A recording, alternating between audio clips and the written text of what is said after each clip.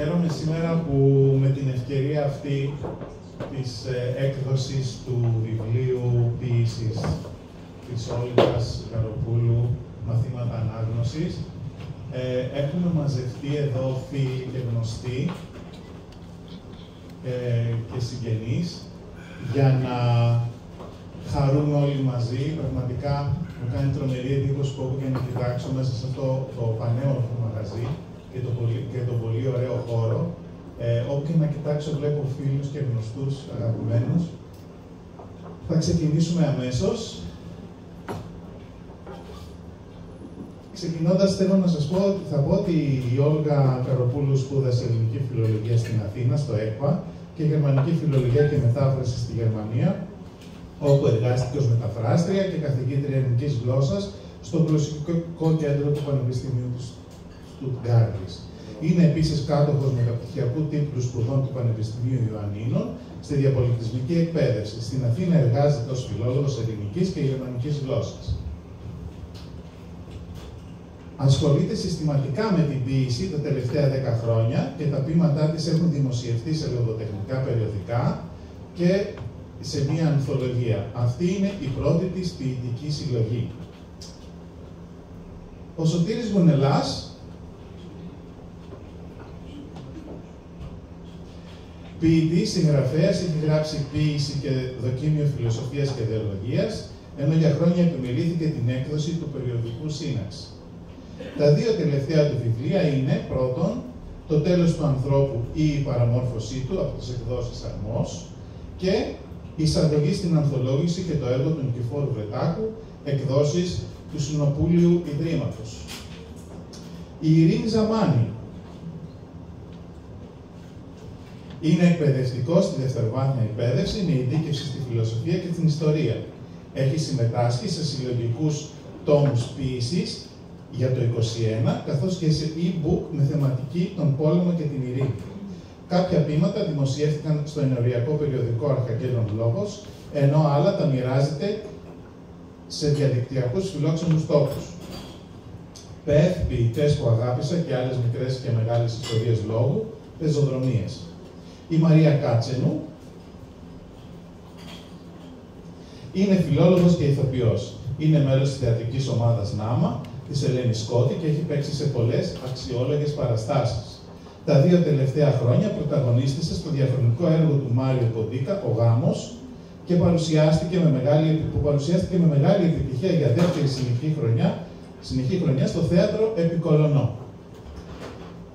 Συνεχίζουμε λοιπόν αμέσως και δίνοντας το λόγο στην Όλγα.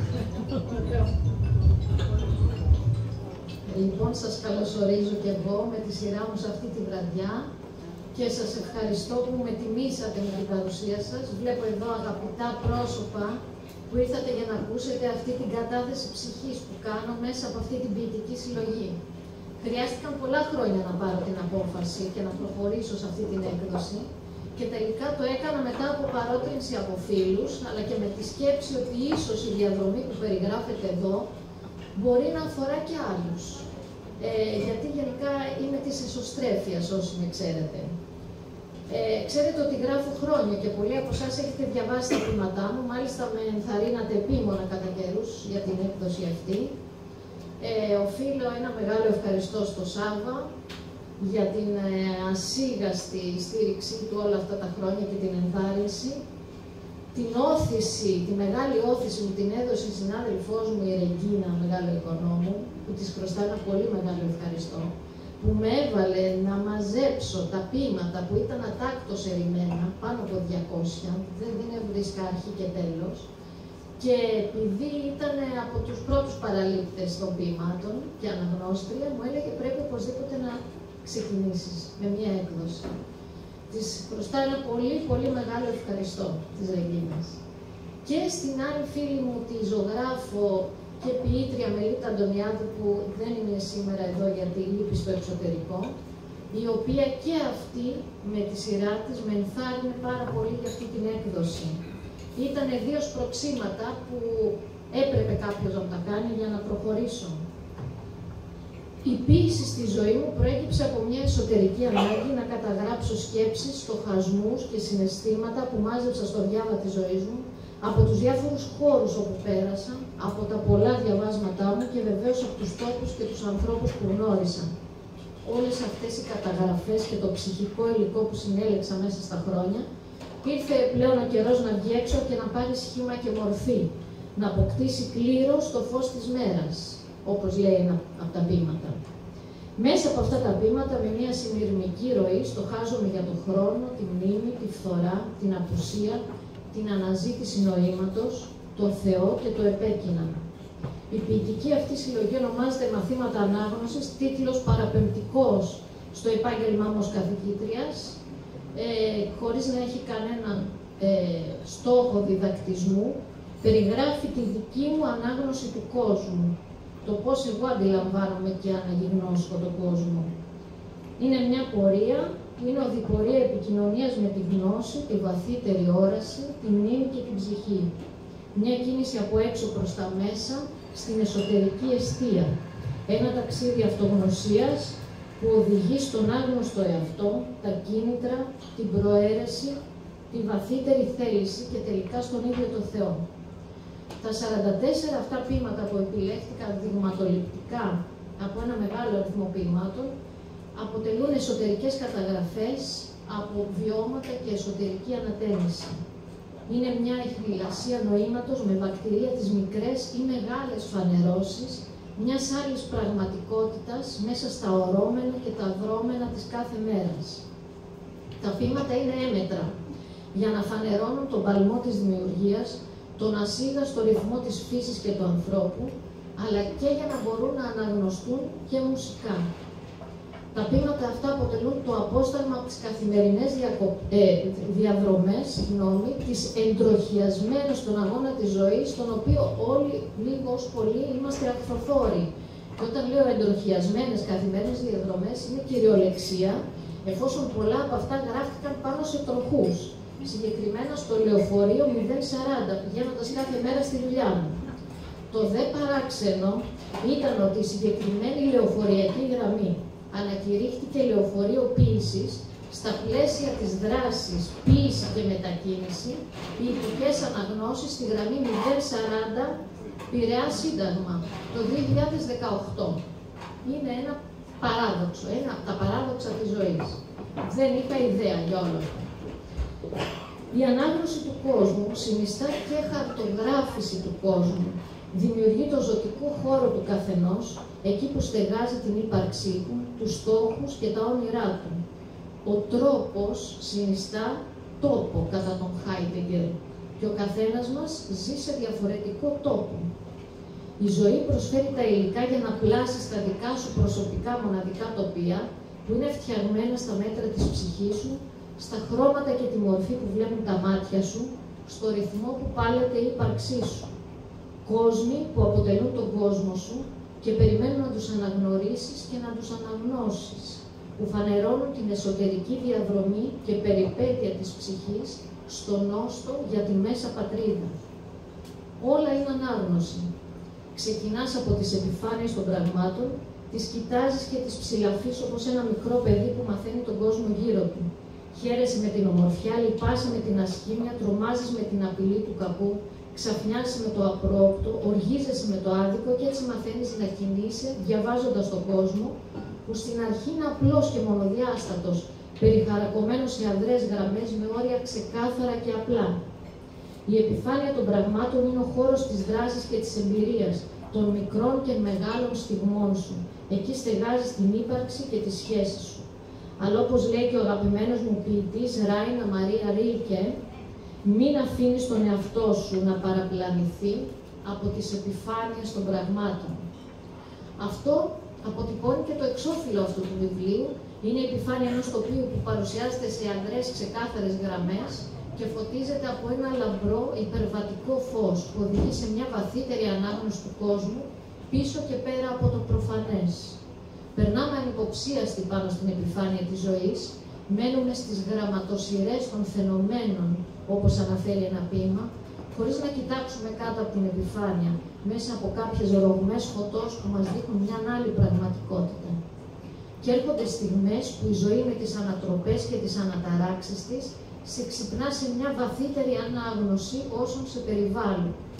Οι θέσεις που με προσοχή και επιμέλεια ήταν τοποθετημένα τα πράγματα αλλάζουν, μετακινούνται, αναδιατάσσονται, τα θεμέλια κλονίζονται.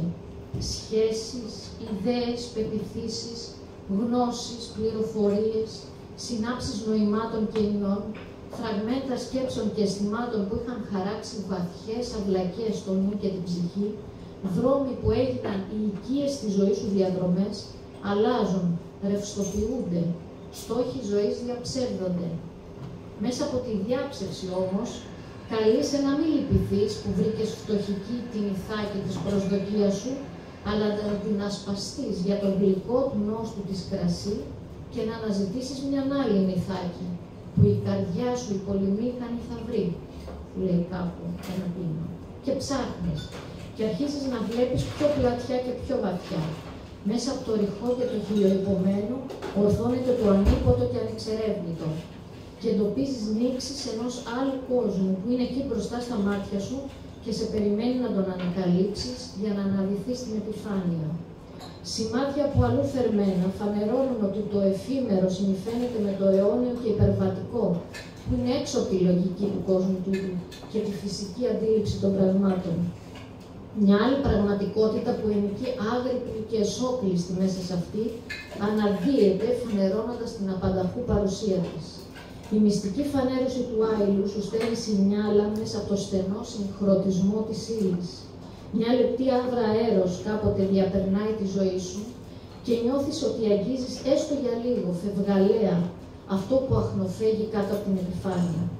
Και αισθάνεσαι να ξανήγεσαι στην αλήθεια των πραγμάτων που είναι κρυμμένη από την όραση των οφθαλμών και της παρατήρησης και φανερή στην όραση της ψυχής. Πολλά από τα ποίηματα αυτά αντιπροσωπεύουν αυτή την αναδιάταξη και τη στροφή προς την ιερή εστία της καρδιάς. Βλέπεις ένα φωτάκι, όπως λέει ο Οδυσσέας Ελίτης στην ιδιωτική του οδό, που παρακάμπτει με άλματα τις εγκεφαλικές διεργασίες της λογικής και πιάνει με την πρώτη αυτά που ένας μελετητής χρειάζεται χρόνια για να ξεκαθαρίσει μέσα του και να κατατάξει. Αυτό το φωτάκι είναι αρκετό για να αλλάξει την αντίληψή σου, όπως αυτή έχει παγιωθεί και αυτοματοποιηθεί ως τώρα, και να διεγείρει τη βαθύτερη ανάγνωση και αναγνώριση των πραγμάτων. Κάποιες ευφυΐδιες λάμψεις που διαπερνούν το σκοτάδι σε προσκαλούν να ψάξεις βαθύτερα και ξεκινάς ψηλαφώντας. Στην αναζήτηση αυτή μεγάλος είναι ο ρόλος της μνήμης. Η μνήμη αποτυπώνεται σαν τη θάλασσα που τραβιέται και αφήνει πίσω τις ελπίδες, σχέδια χαράς, στόχους για αλλαγινά ταξίδια, ενώ άλλες φορές η μνήμη ταξιδεύει στα μαθητικά χρόνια και φοράει τη γαλανή των σχολικών σου χρόνων αθωότητα και της απλότητας των κάτασπρογιακά, όπως αναφέρει χαρακτηριστικά ένα ποίημα. Μνήμες οδοδείκτες σε κατευθύνουν σε μια πορεία μέσα από τα ίδια καθημερινά μονοπάτια που ανιχνεύουν μιαν άλλη οδό. Προσπαθώντας να ξανακερδίσεις το χαμένο χρόνο, καταδύεσαι στην ψυχή σου και βαθαίνεις. Βαθαίνεις μέσα στη σιωπή, τη μοναξιά, την αναζήτηση για νόημα, τη συνάντηση με τον απόντα άλλον. Και αλλάζει συνειδητά την προοπτική, αποκαλύπτεις το απαρατήρητο που σου ανοίγει την ιστορία του κόσμου και της ύπαρξης. Μέσα από την απώλεια, καταδύεσαι βαθιά στην καρδιά αναζητώντας τα ίχνη ενός παλιού τραύματος, τις ρίζες ενός αρχαίγονου πόνου που σου προσφέρει μια άλλου είδους εντοπιότητα, ενός εσωτερικού πόνου που μαρτυρεί για την πραγματικότητα της ανθρώπινης ύπαρξης, καθώς φωτίζεται από το λόγο με λάμδα κεφαλαίο. Και κατανοείς τον προορισμό σου βλέποντας από ψηλά την κάτωψη του όλου. Λέει ο Οδυσσέας Ελίτης, όταν ανακαλύψουμε τις μυστικές σχέσεις των ενιών και τις περπατήσουμε σε βάθος, θα βγούμε σε ένα άλλο είδους ξέφωτο, που είναι η ποίηση. Και η ποίηση είναι πάντοτε μία, όπως ένας είναι ο ουρανός. Το ζήτημα είναι από πού βλέπει κανείς τον ουρανό. Η ποίηση υπάρχει ασίγαστα παντού και πάντοτε, γιατί είναι η ίδια η δημιουργία. Η ημέρα προς την ημέρα λαλεί λόγων και η νύχτα προς τη νύχτα αναγγέλει γνώση, λέει ο ψαλμοδός, και η όρασή σου γονιμοποιείται από τη ματιά της πίστης. της πίστης σε μια βαθύτερη αλήθεια που γεννά και αναγεννά τον κόσμο, στη θεϊκή ενέργεια που φωτίζει, εναρμονίζει και κατευθύνει τη ζωή. Είμαστε οι μέλισσες του αοράτου, λέει ο Ρίλκε. Αένα συλλέγουμε το μέλι του ορατού για να το συσσωρεύσουμε στη μεγάλη χρυσή κυψέλη του αοράτου. Και συμπληρώνω, όχι μόνο μεταμορφώνουμε αυτή και την επόμενη στιγμή, αλλά τρέπουμε και το παρελθόν εντός μας. Το συνυφέρουμε με τον εαυτό μας. Μέσα από αυτή τη ματιά όλα γίνονται ομιλητικά και φανερώνουν την εσωτερική συνοχή τους και την αναγωγή τους στον ένα, με τρόπο εξολογικό και μυστηριακό. Ποιητής είναι ο ίδιος ο Θεός, λέει ο Ελίτης, γιατί η ποίηση είναι ο χώρος της θεϊκής ενέργειας, της αθανασίας του κόσμου, που περνά και διαπερνά το δικό μας εφήμερο είναι. Είναι η έξοδος από τον εκλογικευμένο λόγο και τους περιορισμούς του και το άνοιγμα σε μια άλλη πραγματικότητα. Βλέπεις παντού τα σινιάλα του Θεού μες στη δημιουργία, όπου το φως δεν είναι του ηλίου που ξέρουμε, μήτε κανενός άλλου τεχνητού ή ουράνιου σώματος. Είναι το φως που δεν χρειάζεται να περάσει από τα μάτια σου για να γίνει αισθητό. Και αποκτάς μια λεπτή αίσθηση της διακριτικής παρουσίας κάποιου που βαδίζει δίπλα σου, που οργανώνει το χάος, σχηματίζει τον κόσμο σου και νοηματοδοτεί το ανοημάτιστο, που πότε κάνει αισθητή την παρουσία του και πότε αποκρύπτεται και εσύ βγαίνεις ξανά στον δρόμο και τον αναζητάς. Και αναζητώντας βρίσκεις την πιο βαθιά σου ρίζα, που διέρχεται τα πάντα μέσα στη ζωή. Και αρχίζει μια πορεία που γίνεται συνοδοιπορία με το μεγάλο της ζωής συνοδοιπόρο. Λέει η Έμιλι Ντίκινσον, μια άλλη πολύ αγαπημένη μου ποιήτρια, για αυτό το συνοδοιπόρο. Η ψυχή διαλέγει τη δική της συντροφιά. Μετά κλείνει την πόρτα. Κανένας άλλος να μην προβάλλει στη θεϊκή πλειοψηφία της μπροστά. Σε ένα ποίημα της συλλογής, το φιλικό σινιάλο του Θεού μεταμορφώνει τη δίψα της ζωής σε προσευχή, ενώ η ψυχή τον αναζητά στις παρυφές του ανέστιου αυτού κόσμου, καταδιωγμένο από τις πόλεις της κρατούσας λογικής, σε ένα φτωχό κατάλημα του δρόμου. Αλλού η συνάντηση έχει τη μορφή συνομιλίας με την παλίνδρομη κίνηση της θάλασσας, ως ανάκληση του χρόνου, ενώ σε ένα άλλο ποίημα η συνάντηση επιτυγχάνεται μέσα από την πάλη με τον άγγελο της αγαθής συνείδησης. Η ζωή γίνεται ανοιχτή στο θαύμα, όπου τα πάντα είναι δυνατά μέσα από την πανίσχυρη ματιά της πίστης. Και ακολουθεί τις διαδρομές της ψυχής στην πορεία αναζήτησης νοήματος μέχρι τα αρχαία ριζώματα του κόσμου, όπου οι μορφές του παρελθόντος από τα βάθη του μύθου και της ιστορίας φωτίζονται από ένα καινούριο φως λυτρωτικό. Τα εσωτερικά τοπία που αποτυπώνονται σε αυτά τα ποίηματα έχουν όλες τις χρωματικές αποχρώσεις της χαράς, της λύπης, της απουσίας, της συντριβής, της ελπίδας, του θανάτου και της Ανάστασης. Τα τοπία αυτά είναι η γεωγραφία μας, η ιερή, η μοναδική προσωπική διαδρομή προς το φως. Η μνήμη και η προσδοκία, το παρόν και το μέλλον ζουν ταυτόχρονα, φωτίζονται και νοηματοδοτούνται από τη φανέρωση της οδού που διέρχεται τώρα μέσα από τη ζωή σου. Και αποφασίζεις να αφήσεις τους άλλους δρόμους που περπάτησες και να ακολουθήσεις αυτή την οδό που φανερώνεται εντός σου. Και καλείσαι να πετάξεις από πάνω σου τις ευτελείς καλύπτρες που φτιασιδώθηκες και τις πολυτελείς του εφήμερου μεταμφιέσεις, όπως λέει ένα ποίημα, για να βρεις το αληθινό σου πρόσωπο και τη ζωντανή παλόμενη καρδιά σου. Να μεταμορφώσεις και να λυτρώσεις τις στιγμές σου μέσα από το φως που κάποτε είδες να σχίζει τα σκοτάδια και να φωτίζει τις σκιές, να δημιουργεί τάξη από το χάος, να μετατρέπει τους γκρεμούς σε πηδιάδες και να σου δίνει νερό μέσα από την πέτρα. Με μια τέτοια όραση συνυφέρεις τον κόσμο με τον εαυτό σου και συντελείται αυτή η εσώτατη και διαρκής μεταβολή του ορατού στο αόρατο. Αυτή την πραγματικότητα που όσο προχωρείς τη βλέπεις καθαρότερα, μπορείς να την αγγίξεις βάζοντας τα χέρια σου επί των τύπων των ύλων, ως σημάδι αδιάψευστο και ψηλαφιτό. Κι όμως η τρεπτή φύση σου σε προδίδει και αποξεχνιέται πάλι στην επιφάνεια των πραγμάτων και την πολυδιάσπαση στις μέρημνες του κόσμου, μέχρι να ξαναβρεις το κέντρο σου και να συνεχίσεις την πορεία. Έτσι λοιπόν βαδίζεις ανιχνεύοντας τα βήματα εκείνου, που κάποτε φευγαλέα είδες να περπατάει πάνω στην τρικυμισμένη θάλασσα της ζωής, κατά το λόγιο της γραφής, ετρίβη σου ενίδαση πολλής και τα ίχνη σου δεν γνωρίζονται. Και μετά τα ξαναχάνεις αυτά τα ίχνη, και αυτό συνεχίζεται μέχρι να γίνουν σαφή αποτυπώματα στην άμμο της ζωής σου, που σε οδηγούν από το γιατί στο νέο της ζωής σου πώς, όπως λέει το ποίημα, ο λόγος και ο τρόπος. Και προχωρεί σε μια πορεία γεμάτη ανόδους και καθόδους, ανατάσεις και πτώσεις, εξάρσεις και υφέσεις, αναγνωρίζοντας ότι όλα αυτά είναι απαραίτητη σταθμή της διαδρομής σου. Και μελετάς τα γράμματα που σαν σημάδια αφήνει στο δρόμο σου ο ποιητής των ορατών και αοράτων και ανακαλύπτεις τον κόσμο σου ξανά από την αρχή.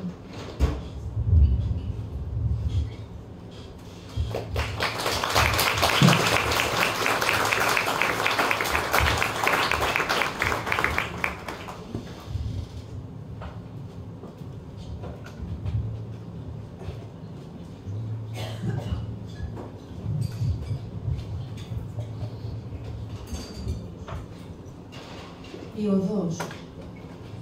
Και έρχεται κάποτε η στιγμή που πρέπει οριστικά από που έφτασες να αποσυρθείς και από κάθε μια του βίου σου κακώς νοούμενη ηθαγένεια να αποχωρήσεις.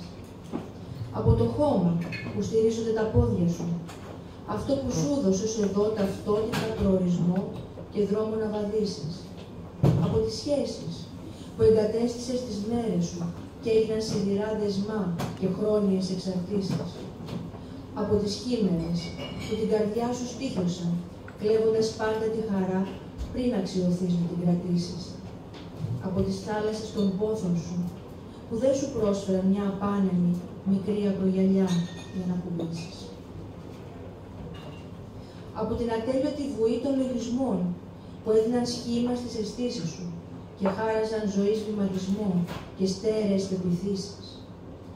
Από τις σημαίες της ελπίδας που ανέμισες κι άνοιγαν νέο στάδιο κάθε φορά και θροθετούσαν σκοπό να κυνηγήσεις. Απομακρύνσου, τώρα που κατάλαβες από όλα αυτά, από τις μάτες της καρδιάς και του μυαλού περιπλανήσεις, και μάθε ότι εντός σου βρίσκεται η μόνη αληθινή οδός, όταν θα σκύψεις σιωπηλά στα ίγκατα του είναι σου. Μία φωνή που ψιθυρίζει απαλά να αφογκραστείς και με παράδοση πιστά να ακολουθήσεις.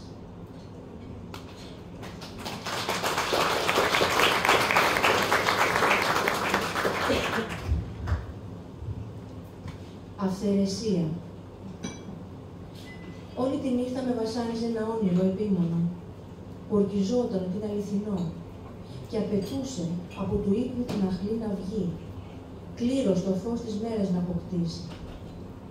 Και σφήνωσε στα βλέφαρα, που σφίγγοντας του έκλειναν το δρόμο, ορθώνοντας πελώρια τείχη λογικής, μες στους αλάνθους τους καθρέφτες των ματιών μου. Μα αυτό ανθεκτικό παρέμενε στο ολισθηρό μετέχνιο, για να γλιστρήσει πονηρά, με πρώτη ευκαιρία μες στον ξύπνο μου, και να σκηνώσει εκεί, συγχέοντας για πάντα αμετάκλητα τα οροθέσια που χωρίζουσαν αντίθετα το όνειρο από τη ζωή.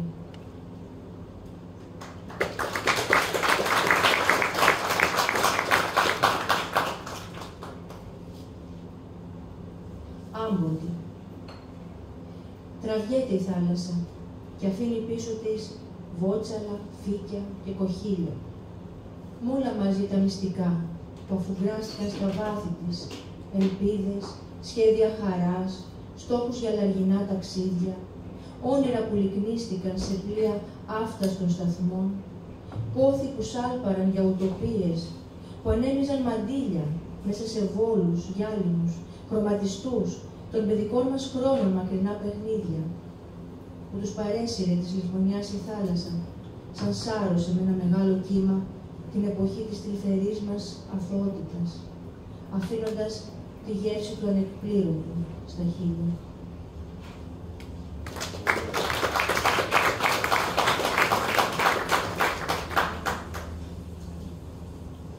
Το μελτέ μου. Τρέχω ασθμένοντας ξοπίσω από τη ζωή μου το καράβι, που μες στα κύματα μου φεύγει με φουσκωμένα τα πανιά, κι όλο πλησιάζω προς την πρίμνη, κι όλο εκείνο αλλαργεύει, κι όλο βουτάω μες στα αρμυρά της άγριας πλεύσης του νερά. Μήπως προλάβω να γνωρίσω ποιο είναι το δικό μου τρεχαντήρι, που συνεχώς μ' αφήνει πίσω, σκορπώντας ίχνη αφρισμένα μες στη γαλάζια πλουσιά.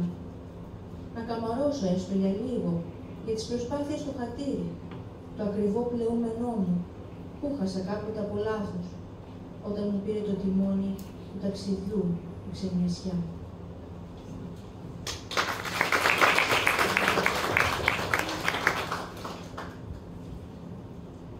Μαθήματα ανάγνωσης. Καινούριος, καθαρός και αδοκίμαστος, στα βήματά σου στέκεται ο κόσμος, χωρίς να τον δεσμεύει της λογικής ο εγωισμός. Απέραν των εκτάσεων, λευκές σελίδες ανοίγονται στο πρώτο τους της νόησης παρθενικό ταξίδι, σαν το κουμπούκι που δεν άγγιξε ο καιρός. Και εσύ, διατρέχοντας του κόσμου σου τον πεπρωμένο χρόνο, μες στην πορεία που σου πληρώθηκε στο φως, με τις ευλάβειες τα ακροδάχτυλα αγγίζεις κάθε μορφή που η οδός σου φανερώνει, συναπαντήματα που έστειλε μπροστά σου ουρανός, και εντός σου καταβγάζεσαι και σαν αιθρία λάμπεις, καθώς μια νέα γλώσσα συλλαβίζοντας μαθαίνεις μέσα από τα πράγματα που σαν δικά του χνάρια αποκαλύπτεται ένας κρυπτόμενος Θεός.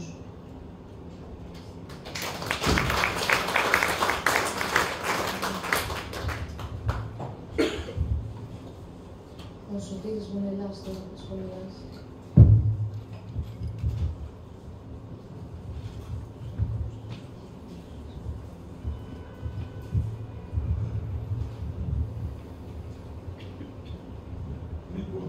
Πρώτα είναι χαρακτηριστικός ο τίτλος συλλογής «Μαθήματα ανάγνωσης». Με τη διευκρίνηση στο Χριστόφυλλο ότι η ανάγνωση του κόσμου ξυπνάει τον νόστο για τη Μέσα Πατρίδα. Έχουμε να κάνουμε λοιπόν με ανάγνωση του κόσμου και για να το διευκρινίσω περισσότερο, η ποίηση συνιστά μια τέτοια ανάγνωση, αρκετά αν όχι πολύ διαφορετική από άλλες. Για τους περισσότερους ποιητές, το ερέθισμα δίνεται από τις αισθήσεις, οι οποίες εν προκειμένου πρέπει να δουλεύουν καλά, πράγμα που δεν συμβαίνει πάντα. Τι μας δίνουν οι αισθήσεις? Μας παρέχουν μια εικόνα ή πολλές εικόνες του κόσμου. Μας παρουσιάζουν τις όψεις του κόσμου μέσα από τη ματιά του ποιητή, άλλοτε εξόχως υποκειμενική, άλλοτε συνθετική και αποκαλυπτική. Γιατί πρέπει να πούμε αμέσως ότι αν μείνουμε μονάχα στις αισθήσεις, ποίηση δεν γίνεται. Απαιτείται ένα κάποιο κάτι που να συντεριάζει με τις αισθήσεις, που να άπτεται μιας πιο εσωτερικής ματιάς ή γενικότερα αίσθησης. Και εδώ ένας ποιητής που προμετωπίδα του υπάρχει σε ποίημα της Όλγας, δηλαδή ο Ρίλκε, γράφει κάποια κάπως παράξενα πράγματα για την ποίηση. Λέει ότι δεν είναι θέμα λέξεων και εικόνων, αλλά εμπειριών. Και παραθέτει εμπειρίες ξεχωριστές, τις οποίες χρειάζεται να έχει αποκτήσει ο ποιητής για να ποιήσει. Εάν τώρα αντλήσουμε στιγμές από το βιβλίο του Γράμματα σε ένα νέο ποιητή, θα βρούμε εκεί το παρακάτω εξαιρετικά αποκαλυπτικό απόσπασμα. Καλλιτέχνης θα πει: να μην μετράς, να μην λογαριάζεις, να ψηλώνεις όπως το δέντρο, που δεν βιάζει το χυμό του, που αδίλιαστο αψηφάει τις ανοιξιάτικες μπόρες, χωρίς να φοβάται μη δεν έρθει το καλοκαίρι. Καλοκαίρι έρχεται. Έρχεται όμως μονάχα για εκείνους που ξέρουν να προσμένουν, ξένιαστοι και γαλήνοι, σαν να είχαν μπροστά τους την αιωνιότητα. Ο Ρίλκε λοιπόν μας έβαλε στην καρδιά της ποιητικής αλήθειας και μπορούμε να στραφούμε τώρα, επιλέγοντας ορισμένα ποίηματα του βιβλίου που παρουσιάζουμε. Στο πρώτο ποίημα, που λέγεται «Η Οδός», ακούγονται οι στίχοι.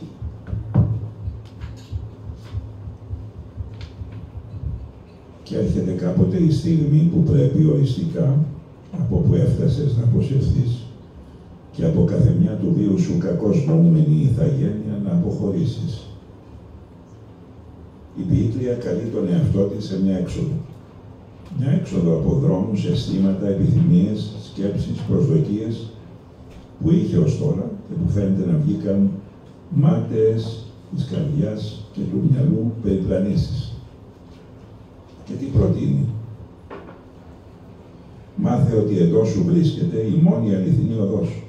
Όταν θα σκύψεις σιωπηλά στα έγκατα του είναι σου, μια φωνή που ψιθυρίζει απαλά, να φουγκραστείς και με παράδοση πιστά να ακολουθήσεις. Έχει γίνει μια πολύ σοβαρή επιλογή. Η έξοδος για την οποία μίλησα είναι και είσοδος στο βαθύτερο εαυτό. Αλλά υπάρχει εδώ ένα ερώτημα. Πόσο είναι έτοιμη η ποιήτρια, αλλά και γενικότερα ο καθένας, να βρει και να συγκατοικήσει με το βαθύτερο εαυτό? Θα δούμε σημάδια στα επόμενα ποίηματα. Με πρώτο το ποίημα Αυθαιρεσία. Αρχίζει με ένα όνειρο επίμονο που ορκιζόταν ότι είναι αληθινό. Το βλέπει νύχτα και βασανίζεται, γιατί το βλέπει να έχει διαθέσεις να γλιστρήσει πονηρά στο ξύπνιο της και να σκηνώσει εκεί. Τι θέλει λοιπόν το όνειρο? Θέλει να διεισδύσει πέρα από τη νύχτα και τα πελώρια τείχη λογικής, καθώς λέει. Πού να διεισδύσει? Μες στους αλάνθαστους καθρέφτες των ματιών. Τελικά τι επιφέρει? Επιφέρει σύγχυση για πάντα στα οροθέσια που χωρίζουν την αντίθεση στο όνειρο και από τη ζωή. Δεν μένει το όνειρο έξω από τη ζωή. Είναι μέσα της. Και είναι χάρη σε αυτό που μπορούμε να σπάσουμε τους φραγμούς της λογικής που ζητούν πρωτοκαθεδρία. Εξού και ο στίχος του Σολομού με λογισμό και μόνιρο. Θα μπορούσε να υποθεί ότι έχουμε εδώ μια ένδειξη της συνάντησης με τον αληθινό εαυτό που είπαμε στην αρχή. Το ποίημα άμποτη μας φέρνει στη θάλασσα. Άμποτη σημαίνει αποτράβημα της θάλασσας των νερών, που έτσι αφήνουν πίσω τους βότσαρα, πίκια, κοχύλια. Μα όχι μονάχα αυτά. Ακολουθεί απαρίθμηση που συνοψίζεται στους στίχους. Με όλα μαζί τα μυστικά που αφουγκράστηκαν στα βάθη, ψευδίδες, σχέδια χαράς, πόθη, που σάρπαραν για ουτοπίες, μέσα σε βόλους γυάλινους χρωματιστούς στον παιδικό μας χρόνο, για να φτάσει στη θάλασσα της λησμονιάς. Υπάρχει μια θάλασσα, λέει, που τα παρασύρει όλα και προπατός παρασύρει την εποχή της τρυφερής αθωότητας. Η ποίηση, ειδικά σε παλιότερες εποχές, είχε σχέση με την αθωότητα ή την επανέβρεσή της. Σήμερα σιγά σιγά το είδος σπανίζει. Η Όλγα Καροπούλου το επαναφέρει εδώ, γιατί στην αναζήτησή της είδε ότι της λείπει, ότι λησμονήθηκε και ότι η θύμησή της, τις αθωότητες, μας βοηθάει να ξαναβρούμε το μύτο για μια επανεκκίνηση άλλου επίπεδου, όταν βεβαίως δεν μας φτάνει ο κόσμος αυτός και ειδικά η τωρινή του όψη. Το Μελτέμι. Εδώ έχουμε μια πρώτη εξομολόγηση, θα έλεγα, για την πάλη που γίνεται μέσα της, καθώς τρέχει ασμένοντας. Ξοπίσω από τη ζωή στο καράβι και όλο πλησιάζει προς την πενήνη και όλο εκείνο αλλαργεύει. Μήπως προλάβω να γνωρίσω ποια είναι το δικό μου τρεχαντήρι. Ομολογεί ότι το πλεούμενο το ακριβό το έχασε κάποτε από λάθος, διευκρινίζοντας ότι αυτό έγινε όταν μου πήρε το τιμόνι του ταξιδιού η ξεγνιασιά. Παραδίνεται ο άνθρωπος στη ζωή στο ταξίδι συχνά ανέμελος και ξεγνιαστός, αλλά δεν γίνεται τίποτα έτσι. Ούτε φτάνει μονάχα το ταξίδι, καθώς διατήρε το καβάφης. Ταξίδι που δεν ξέρεις που σε πάει είναι άσκοπο. Και άλλωστε ο Οδυσσέας, αυτός ο μεγάλος ταξιδιώτης, μπορεί να θαλασσοπνύει και χρόνια, αλλά γύρισε στην Θάκη. Γι' αυτό εδώ η ποιήτρια αγωνία να ξαναβρει το ακριβό πλεούμενο, να φτάσει σε εκείνο το αληθινό ξέφωτο της ψυχής και του εαυτού.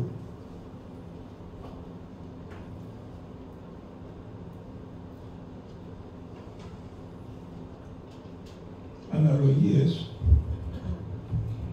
έχει και το ποίημα Διάψευση. Κάνοντας αναφορά στον Οδυσσέα, λέει, έπαθες πάμπολα δεινά, για να πλατείνει ο τόπος της καρδιάς πέρα από τα σύνορα της λογικής. Βρίσκουμε κάθε τόσο στους στίχους των ποιημάτων της αυτή την αντίθεση μεταξύ της καρδιάς και της λογικής. Γιατί καθώς φαίνεται, εδώ και αιώνες, αυτά τα δύο ζουν χώρια, είτε αντιτιθέμενα, είτε αγνοώντας το ένα το άλλο. Και χρειάζεται εδώ να θυμίσω τη ρίση του Πασκάλ. Υπάρχει η λογική της καρδιάς, που η άλλη λογική δεν τη γνωρίζει. Κάτι ανάλογο λέει και ο Άγιος Γρηγόριος ο Παλαμάς: αν δεν κατέβει ο νους στην καρδιά, δεν προχωρούμε θεοκεντρικά. Και για να μην αφήσω τον Χέρντερλιν απ' έξω, θυμίζω τη δική του διατύπωση. Ο νους είναι ο υπηρέτης που φέρνει τα ξυλά. Το πνεύμα βρίσκεται στην καρδιά.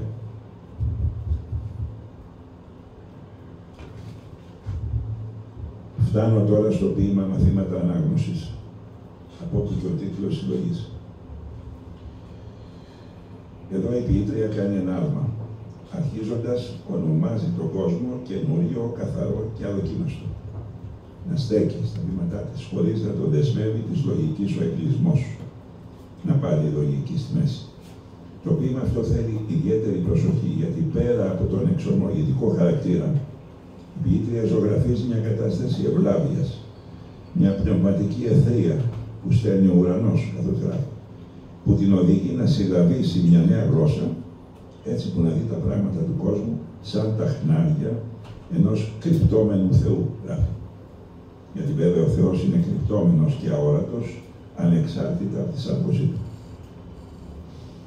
Το επόμενο ποίημα «Ανιχνεύσεις» αναρωτιέται για μια ακόμη φορά για τη σχέση νου και καρδιάς και έρχεται να επιβεβαιώσει ότι το αληθινό νόημα, η αλήθεια και η ζωή βρίσκονται στα πιο μυστικά βάθη και τα πιο εσωτερικά. Μα όχι μόνο αυτό, αλλά σε ένα πλέγμα ζωής που φανερώνει την αληθινή όψη των πραγμάτων, πέρα και πάνω από την τρέχουσα πραγματικότητά του. Περνώ σε δύο ποίηματα που έρχονται θαρρείς από τα αρχαία χρόνια. Το ένα για τον Ίκαρο και το άλλο για τον Άλκησο. Και είναι σαν και τα δύο να μας βάζουν μπροστά σε δύο μεγάλες ματαιοδοξίες και αυταρέσκειες των ανθρώπων. Στη μία περίπτωση, όταν πασχίζουμε να καταργήσουμε μέτρα και όρια και να χαλάσουμε την τάξη του κόσμου, όπως θα έλεγα ότι γίνεται στις μέρες μας, όπου ξαναρχίζει η συζήτηση για πυρηνικά όπλα και τη χρήση τους, και στη δεύτερη περίπτωση του Νάρκισσου, όταν ο άνθρωπος εγκλωβίζεται στην ομορφιά του προσώπου του, ομορφιά αισθητική που χάνει τη διάσταση της δωρεάς, γιατί η ομορφιά αυτή δεν του ανήκει, είναι δώρο και απαιτεί άλλη αντιμετώπιση που πρώτιστα καλείται να υμνήσει τον δωρητή παρά να αυτοθαυμαστεί και να πνιγεί. Φύσης τρεπτή. Ο πρώτος στίχος. Είμαστε τρεπτοί, σαν τους σχηματισμούς της άμμου, που την ορίζει το φύσιμα του ανέμου. Γράφει. Είμαστε όντως. Ουσιαστικά είμαστε και δεν είμαστε. Όσο μας κατοικεί ο λόγος, με κεφαλαίο, αποκτούμε μια στερεότητα, μια σταθερότητα. Γράφει η ποιήτρια ότι αυτή η τρεπτότητα επιτρέπει κάποια στιγμή να αδειάσει από νερό το πύληνο σταμνίσου. Και μου θύμισε μια ρίση του Παύλου και ένα σχόλιο του Καβάσιλα, μυστικού θεολόγου 14ου αιώνα και Αγίου. Λέει ο Παύλος, έχουμε των πλούτων τούτων σε οστράκινα σκεύη. Και σχολιάζει ο Καβάσιλας. Και αν αυτό που βλέπουμε είναι σκόνη και τίποτε παραπάνω, ας μην απορούμε. Ο πλούτος βρίσκεται μέσα. Η ζωή ημών και έκρυπτε, λέει η Γραφή. Και το θησαυροφυλάκιο είναι σκεύος οστράκινο, το σώμα του ανθρώπου, έτσι. Επομένως, όσοι βλέπουν μόνο ό,τι φαίνεται εξωτερικά, μόνο τον πυλό μπορούν να δουν. Όταν όμως, συνεχίζει ο Καβάσιλας, ο Χριστός φανερωθεί, θα φανερώσει και η σκόνη αυτή το κάλος της. Ο Παύλος όμως προσθέτει στην επιστολή κάτι άλλο. Ότι αυτή η πύληνη, να την πούμε κατάσταση, υπάρχει για να ξεχωρίζει η Θεία Δύναμη από εμάς. να συνειδητοποιούμε τη διαφορά, ότι δηλαδή όλα τα φωτεινά που μας κατοικούν ή εκφράζονται από μέσα μας, προέρχονται από εκείνον, αποτελούν σημάδια της παρουσίας του. Και συμπληρώνοντας προσθέτει, φέρουμε το θάνατο του Χριστού στο σώμα μας για να φανερωθεί η ζωή του Χριστού. Δηλαδή ζούμε και σηκώνουμε το σταυρό για να βγει μέσα από εκεί η αναστάσιμη θωριά. Αυτά εδώ συνδυάζονται με το ποίημα το κυκλοφορημένο στεναγμής Αλαλίτης.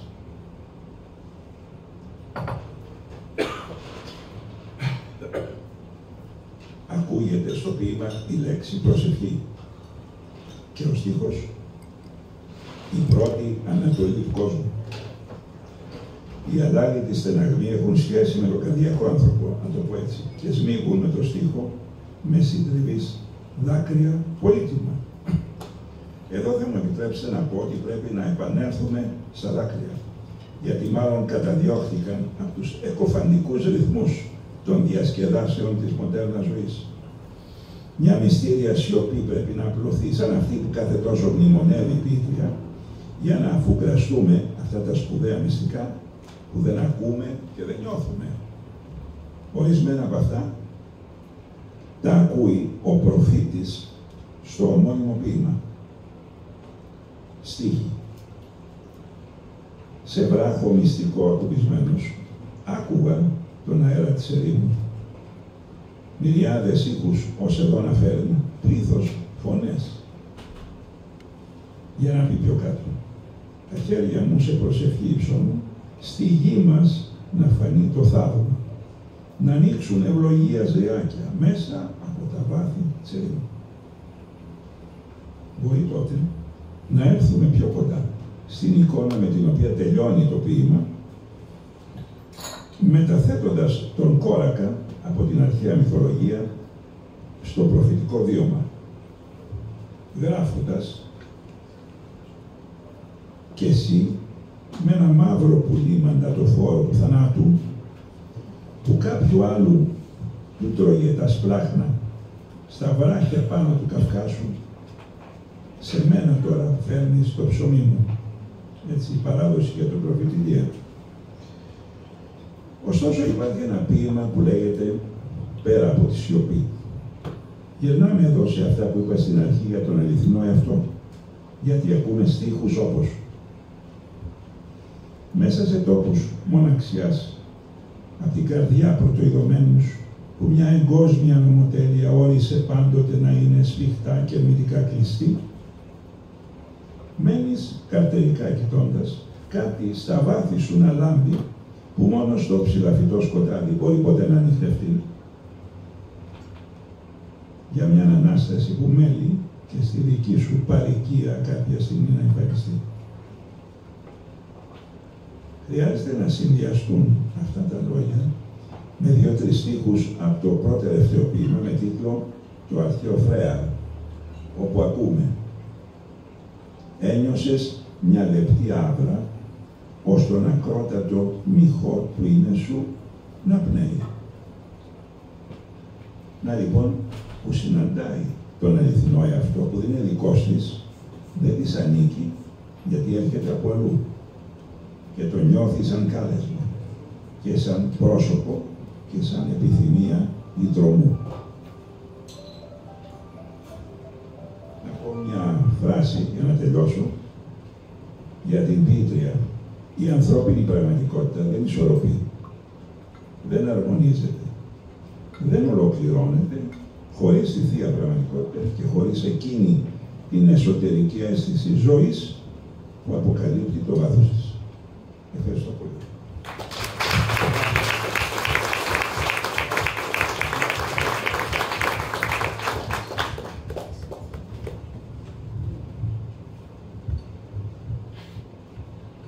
Πέτρινα χρόνια.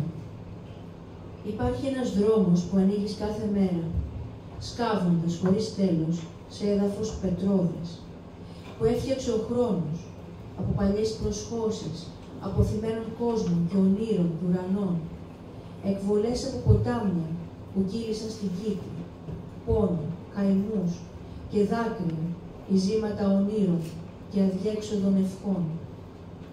Πνοές και επιθυμίες που πύκνωσαν σε πέτρα, κινώντας από της ψυχής τις αέρινες και υδάτινες εκτάσεις, μέχρι την άκαμπτη μορφή των στερεών.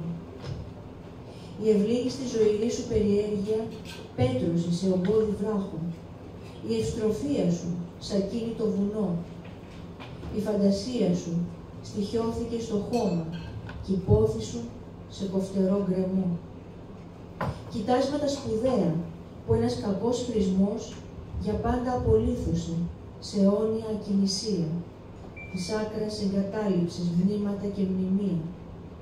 Και τώρα εδώ, απρόσμενα, στα τέλη των καιρών, με πείσμα προσπαθείς να ελευθερώσεις από την πέτρα το ξεχασμένο σου παλιό, όμορφο κόσμο, έχοντας για σκαπάνι και εργαλείο αιχμηρό κάποιες ευνίδιες της ανάγκης σώσεις, που σε κινούνε να αναστήσεις την αλήθεια το ξεχασμένο σου κρυφό εαυτό.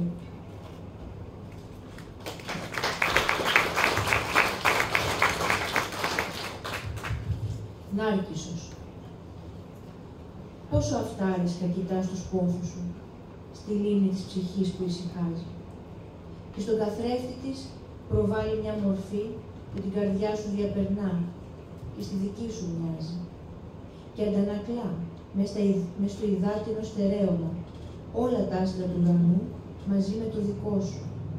Τον διάτοντα αστέρα μιας ευχής περαστικής που με βιασύνη διέσχισε μια νύχτα σαν κι αυτή, ένα παρθένο βλέμμα παιδικό, την ώρα που ευχόσουν, καθώς γεννιότανε ο χρόνος μες στη φτωχή σου νόηση, που προς τα άνω έθροσκε να βρει καταγωγή στις απλωσιές του κόσμου και πόθησε, άκου θράσος και αφθάδια τραγική, πώς θα ήταν να χαμήλωνε του ουρανού ο θόλος και να συναντηθεί στο μεσοδιάστημα με τη δικιά σου ανεμόενσα ψυχή, καθώς αυτή θα ανέβαινε για το μακρύ της νόστου και να μην πέσει στις λίμνες στο βαθύ νερό, ένα είδωλο να σπαστεί.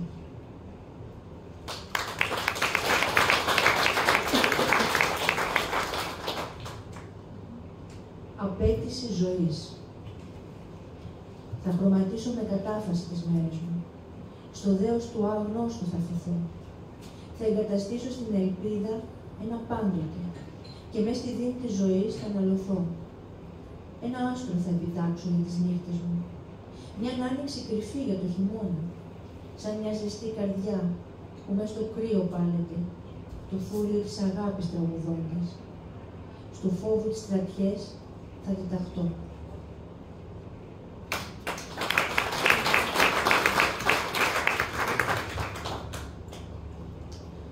Αντικατοπτρισμός. Κοιτάς τον έναστρο ουρανό και νιώθεις ότι πάλεται στο μακρινό του φως, το αιώνιο του κόσμου σκύρτημα, σαν ένας μυστικός του σύμπαντος σφιγμός, που συνοψίζει μέσα του καθένα της καρδιάς μας χτύπημα, ελπίδα, φόβο, στεναγμό, για οποιοδήποτε μεγάλο ή μικρό, τη σύντομη ζωής μας ζήτημα.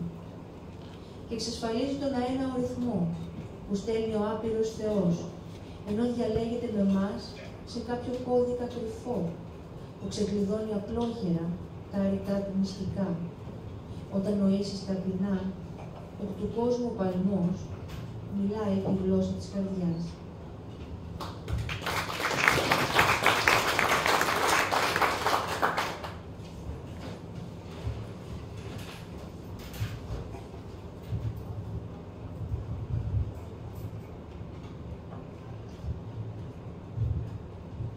Ενθύμιο. Κρατώ από την απουσία τα κύματα της εκοφαντικής σιωπής στην ερημιά, με τον πόνο της ψυχής συμφιλιώνει. Από τη μνήμη το γέγονος μικρού παιδιού, σε μια πλακόστρωτη αυλή, που κάθε τόσο τη χαρά αναβιώνει. Από το βράχο του προαιώνιου χρόνου την ανάμνηση, που με το τώρα ανταμώνει. Από το καλοκαίρι τη χαρά που ολόσωμη εμφανίζεται και τη ζωή σε φωτεινή αψίδα καμπυλώνει. Από το καύμα του μεσημεριού, το κέντρο του ήλιου ολόισχε στα μάτια μου, που την καρδιά από τον κλεισμού τα μπάρια ελευθερώνει. Από τον άνεμο, το σφύριγμα μέσα από τα σχήνα του ομόλοφου που ο ορεινή του το τοπίο αλλοιώνει. Από τη θάλασσα, ένα λευκό πανί κάποιες υπόσχεσης που ολοένα και σημώνει. Από την άμμο την υγρή, τα ίχνη μια συμπόρευση που την καρδιά μου στερεώνει. Από το άσπρο σύννεφο, το φιλικό σινιάλο ενός κρυπτόμενου Θεού που την ελπίδα αναπτερώνει. Και από τη δίψα μου, μια εναγώνια προσευχή που την ανάγκη σε πορεία μεταμορφώνει.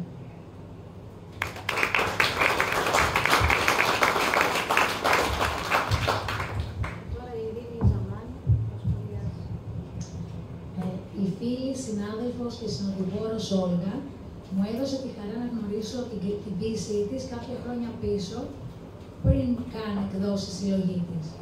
Μόνο να μαντέψω μπορούσα το μεγάλο αριθμό ποιημάτων της, αλλά με την πρώτη ανάγνωση αμέσως κατάλαβα ότι και τα ποίηματά της ήταν μεγάλα σε σύλληψη, σε αρτιότητα, σε παλμό. Συνηθισμένη πρακτική για να ξεκλειδώσουμε το σύμπαν μιας ποιητικής συλλογής και γενικότερα μιας λογοτεχνικής δημιουργίας είναι να αναζητήσουμε ποιες λέξεις εμφανίζονται με συχνότητα. Αυτές μαρτυρούν το κοσμοείδωλο του ποιητή, ακόμα και αν ο ίδιος δεν το συνειδητοποιεί. Λέξεις όπως Θεός, ζωή, ουρανός, ομορφιά, ελπίδα, φως, αλήθεια, απαντώνται είτε στην τελευταία στροφή είτε στον τελευταίο στίχο. Και αν αναζητήσουμε ποιες εμφανίζονται συχνά και διατρέχουν όλη τη συλλογή, θα βρίσκαμε λέξεις, έννοιες, όπως μνήμη, ανάμνηση και τα τόνιμά τους λύθη και λίθαργο, επίσης οδός, καιρός. Επιπλέον, οι λέξεις μυστικός, μυστικά, κρυφό, κρυπτόμενον, κρύφια, κρυμμένη, μύχιους και τα συναφή αφανής, προφανής, προφανές, αχλή. Όλα διαλαλούν ένα μυστήριο. Η εξοικείωση της ποιήτριας με τη γερμανική γραμματεία δεδομένη οδήγησε εμφανώς σε επίδραση από Γερμανούς ρομαντικούς, με αγαπημένο της τον Χέντερλιν.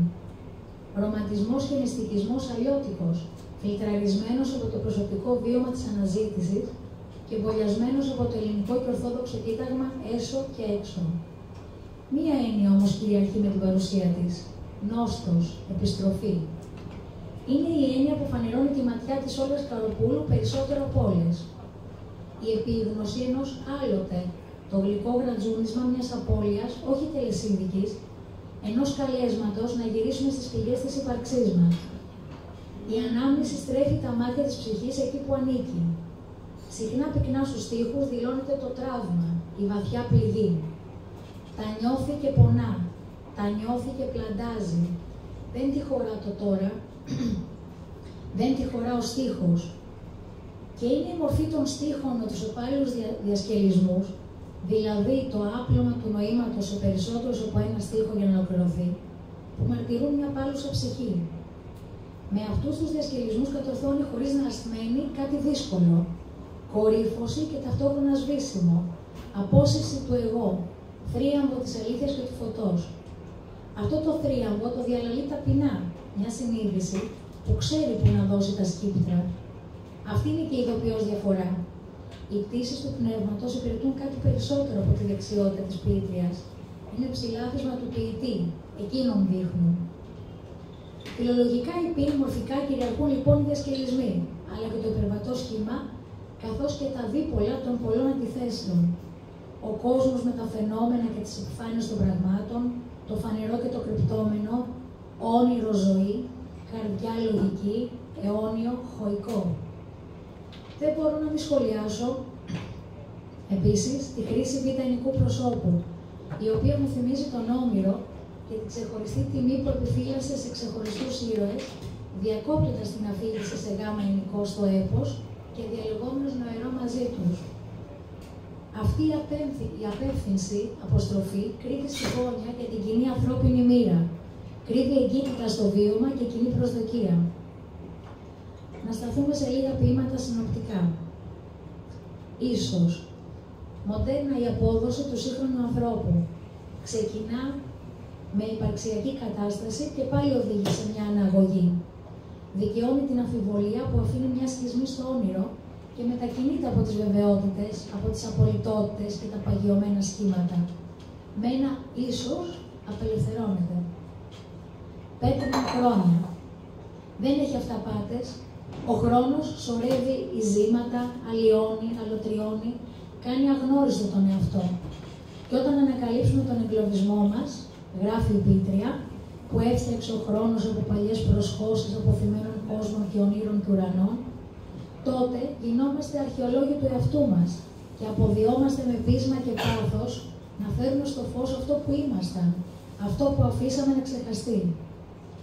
Πόσο ελπιδοφόρα η παραδοχή ότι ο καθένας μας, όλοι μας, είμαστε κοιτάσματα σπουδαία.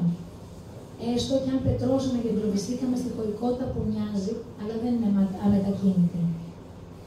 Η άκαρπη σική. Την συμπονά για την επιλογή της, για την κατάδια της.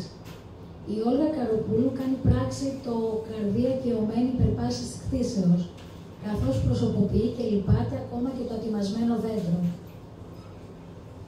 Διαδοχή. Πρόκειται για μια πορεία αυτογνωσίας. Οι κατασάρκα συγγενείς έγιναν και κατά πνεύμα στην ευλάβεια που μεταλαμπάδευσαν. Γράφει η Πίτρια. Μια ταπεινή στρατιά προγόνων που βάσταξαν τη μοίρα μου στα χέρια τους, σαν πνευματική σκηταλοδρομία, έμπρακτη. Απέτηση ζωής. Ένα υπαρξιακό μανιφέστο, μια αυτοδέσμευση να σταθεί απέναντι στο φόβο, το σκοτάδι, την άρνηση. Ένας εαυτός που συνειδητά θέλει να αλλάξει και εν τέλει καταστρέφεται. Εγενιάζει μια άλλη ματιά, αποτινάσει το συμβιβασμό μιας άοσμης ζωής. Έτσι, επιλέγει την κατάφαση, το ρίσκο, την ελπίδα, το παρόν στη ζωή, ένα άστρο και μια άνοιξη. Τολμά να απαιτήσει μια άλλη ζωή. Αντικατοπτρισμός. Με λέξεις όπως σφιγμός, καρδιάς χτύπημα, αέναο ρυθμό, του κόσμου παλμός, διαπιστώνει και βεβαιώνει για τη ζεύξη και το μέγιστο ενισμό, σύμπαν και ψυχή. Μοιράζεται μαζί μας την ανακάλυψη-αποκάλυψη του πώς εναρμονίζεται το ότι η οντολογική μας μονάδα με το άπειρο σύμπαν. Και όλα αυτά ξεκινούν με το κοίταγμα του ένας του ουρανού. Είναι μια επιπλέον ανάγνωση του κόσμου, αποκαλυπτική ενός μυστικού κώδικα. Νάρκισσος. Με ένα έβριμα φέρνει την ανατροπή. Αθώνει τον Νάρκισσο και τον δικαιώνει. Δεν είναι πια κίνητρό του η ωρεοπάθεια, είναι που ονειρεύεται έναν γνώστο. Σκύβει στην επιφάνεια του νερού για να δει ουρανό. Το νερό δεν γίνεται καθρέφτης, αλλά πύλη για κατάδυση στα άνω. Η Πίτρια ονομάζει την ψυχή ανεμόεσα που θέλει να ξεφύγει, να βρει ανάταση και έχει τη σοφία να ξέρει ότι το είδωλο είναι μια κατάντια. Μετωνυμία. Η Όλγα Καροπούλου, ως δινή φιλόλογος, ξέρει ότι στη γλώσσα μας αποτυπώνεται η ανάγκη της ψυχής, ονομάζοντας αλλιώς τα πράγματα να ξορκίζουμε το κακό. Ο λαός μας το ξύδι το λέει γλυκάδι. Χρησιμοποιούμε το λεγόμενο εφημισμό, δηλαδή στην ουσία πρόκειται για μετονομασία. Αλλά με αυτό το γλωσσικό ελιγμό κερδίζουμε κάτι περισσότερο. Ξαναδημιουργούμε τον κόσμο. Μόνο πως το ποίημα μετωνυμία της Όλγας Καροπούλου, το διαφορετικό νόημα, δεν είναι ανθρώπινη επινόηση, αλλά είναι μια δωρεά. Συμφιλίωση. Οι μνήμες οδηγούν σε εικόνες παραδείσιας χαράς. Μια χαρά ξεχασμένη, αλλά όχι τα αμετάκλητα χαμένη. Της αγάπης η ματιά με αλφα κεφαλαίο ενώνει, συμφιλιώνει τα διαιστώτα. Το χθες, το σήμερα, οι αιώνες των αιώνων μπορούν να συνυπάρξουν. Προσωπικά με εντυπωσιάζει σε όλα τα ποίηματα της εκλεκτής Όλγας το ότι ο πλούτος της γλώσσας της δεν έχετε να ντύσει τα υψηλά νοήματα, αλλά η ίδια η γλώσσα τα φανερώνει. Δεν είναι ξόμπλια και πλουμίδια, αρθρώνει λόγο δραστικό, σαν να μην μπορεί να υποθεί αλλιώς. Και όλα αυτά με σεμνότητα, καθώς διαμεσολαβεί και δίνει την εντύπωση κάποιες φορές αυτόματης γραφής. Και αυτό γιατί η πάλουσα ψυχή της ποιήτριας είναι αυθεντική. Θα παραθέσω τα λόγια του Σεφέρη όταν βραβεύτηκε από τη Σουηδική Ακαδημία λαμβάνοντας το Νόμπελ. Πιστεύω πως τούτος ο σύγχρονος κόσμος όπου ζούμε, ο τυραννισμένος από το φόβο και την ανησυχία, τη χρειάζεται την ποίηση. Η ποίηση έχει τις ρίζες της στην ανθρώπινη ανάσα. Και τι θα γινόμασταν αν η ανάσα μας λιγόστευε? Είναι μια πράξη εμπιστοσύνης. Και ένας Θεός το ξέρει αν τα δεινά μας δεν τα χρωστάμε στη στέρηση εμπιστοσύνης. Κλείνοντας, να καταθέσω ότι όσα πιάθασα τότε, πριν λίγα χρόνια, έφεραν αβίαστα το σχόλιο μου πως είχα μπροστά μου έναν επικό χριστιανικό ανθρωπισμό. Και εξακολουθώ να πιστεύω ότι καμία υπερβολή δεν περιείχε η εντύπωση αυτή. Καθώς ο ανθρωποκεντρισμός ήταν ακριβώς τέτοιος, επειδή το πρίσμα ήταν χριστιανοκεντρικό. Και η φόρμα πλατιά, ένα έπος οντολογικό στην κραυγή, στην περιπέτεια του ανθρώπου, στη δίψα του.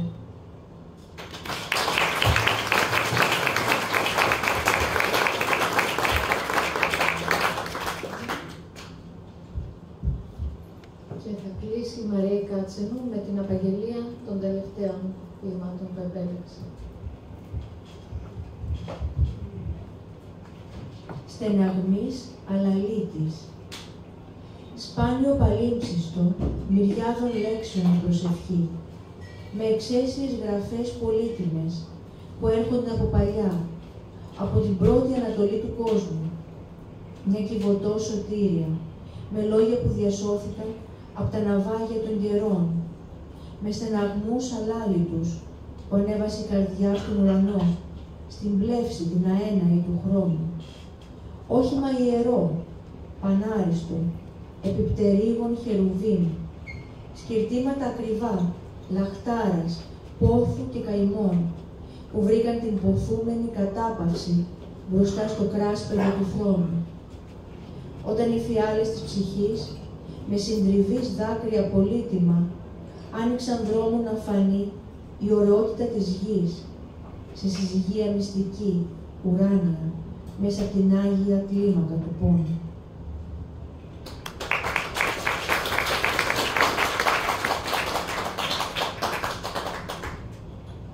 Ο προφήτης. Σε βράχο μυστικό ακουμπισμένος, άκουγα τον αέρα της ερήμου. Μυριάδες ήχους, ως εδώ να φέρνουν, πλήθος φωνές, μαχαίρια στην ψυχή μου, ανάμεικτα γέλιο και κλάμου, που η άμμος τώρα παρασέρνει, κραυγές και θρήνη, και ένας λαός μακριά σου παραστρατημένος, που για τις αμαρτίες του ενώπιόν σου μεσητεύουν, κάτω από ενός ήλιου ανελαίητου το καύμα. Τα χέρια μου σε προσευχή υψώνουν, στη γη μας να φανεί το θαύμα, να ανοίξουν ευλογίες ριάκια μέσα από τα βάθη της ερήμου. Και εσύ, με ένα μαύρο πουλί μανταταφόρο του θανάτου, που κάποιου άλλου του τρώγει τα σπλάχνα, στα βράχια πάνω του Καυκάσου, σε μένα τώρα φέρνεις το ψωμί μου.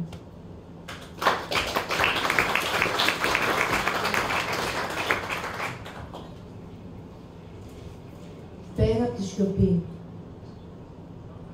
με ένα βαθύ αρχαίο τραύμα, που με τον πόνο του λογχίζει ως τα υπόγεια την ψυχή και σκάβει μες στη σκοτεινιά της θλίψης και αναταράσει της ύπαρξής του τα θεμέλια μέχρι τον οίκο της σιωπής.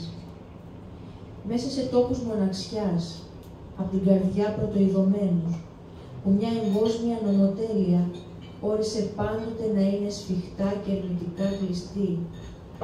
Μένεις καρτερικά, κοιτώντας κάτι στα βάθη σου να λάμπει, που μόνο στο ψηλαφιτό σκοτάδι μπορεί ποτέ να ανιχνευτεί.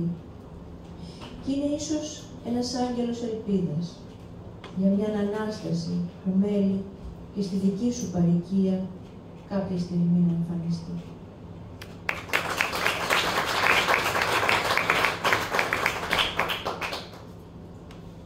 Φύσης τρεπτή.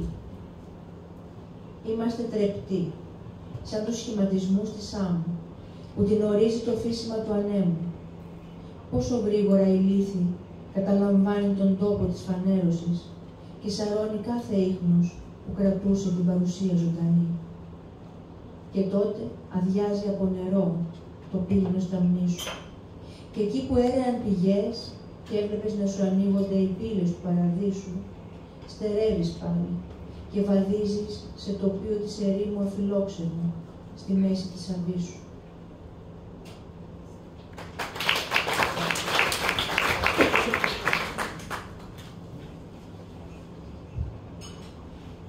Διαδοχή.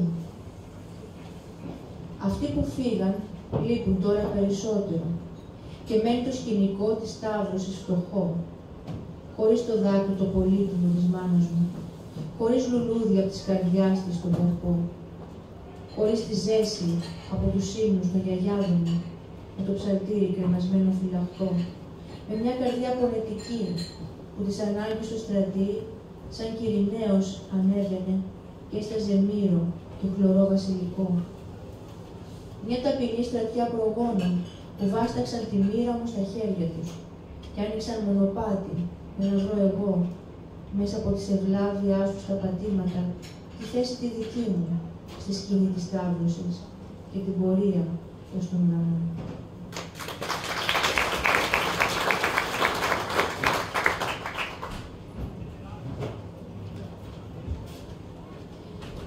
Εύλανη σιωπή. Δεν είναι λαλιά, ουδέ λόγος, τον οποίο η φωνή δεν ακούγεται. Ψαλμός 9:3. Μέσα στο βάθος της σιωπής, της ερημίας της αχανής εκτάσεις, εκεί που κάθε μέρα διασώζεται η ψυχή και ακροπατώντας το σκοτάδι, ξοδηγεί στους νύχιους δρόμους της καρδιάς και σε καλεί να φτάσεις. Εκεί που άναρθε η ανάγκη κατοικεί, του ύπνου χειμερή ανάρκη, στην πιο βαθιά του είναι σου αναπνοή. Και να ζητά της θέλησή σου την κραυγή και τις πελώριες του πόθου σου διαστάσεις, να τη σηκώσει από ένα λίθαργο βαθύ, να αρθρώσει λόγο με ξεκάθαρη φωνή, μην τύχει από κοντά της και περάσεις.